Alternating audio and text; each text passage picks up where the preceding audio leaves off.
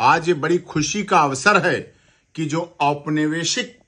बात था, जिसे गुलामी की निशानी भी कह सकते थे, जिसके माध्यम से कानून की देवी को अब तक आंखों पर पट्टी बंधी हुई तलवार और तराजू के साथ दिखाया गया था, अब इसमें आज से आमूल चूल परिवर्तन के आधार पर अब हमारी कानून की देवी के हाथ में संविधान होगा, जो हमारे देश की जरूरत है। और आंखों पर पट्टी खुली होगी, दिख रही होगी, सब कुछ दिखेगा, क्या सत्य है क्या झूठ है, और सब कुछ दिखते हुए कानून का जो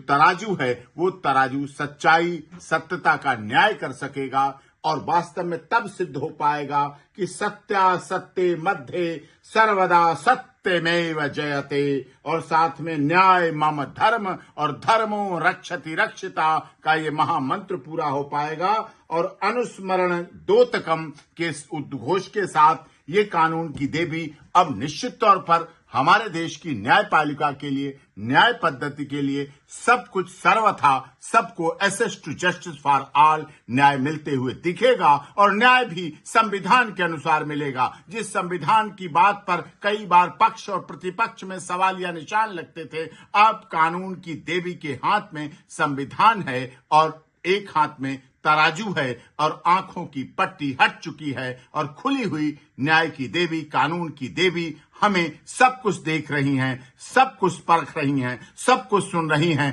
कान भी खुले हैं, आंख भी खुली हैं, तराजू भी दिख रही है। और संविधान के अनुसार ये देश और इस देश के सभी गुवाहाटी से चौपाटी, कन्याकुमारी से कश्मीर तक के लोगों को न्याय मिल सकेगा, उपलब्ध हो सकेगा। लोग सभी विश्वास करते हैं, एक छोटे से छोटे व्यक्ति का जब कभी कोई झगड़ा होता है, वो बड़ी मार्मिक बात कहता है, वो दूसरी बड़ी से बड़ी धन बल, जन बल, बाहुबल वाले व्यक्ति को भी कहता है मैं तुम्हें कोर्ट में देखूंगा। मतलब उसका एक विश्वास है, एक भरोसा है कि हमें माननीय न्यायालयों से, अदालतों से न्याय मिलेगा। और न्याय का पराक्रम जो जिस तरह से चल रहा है वो बहुत अच्छा है। ये इसके लिए हमारे देश के माननीय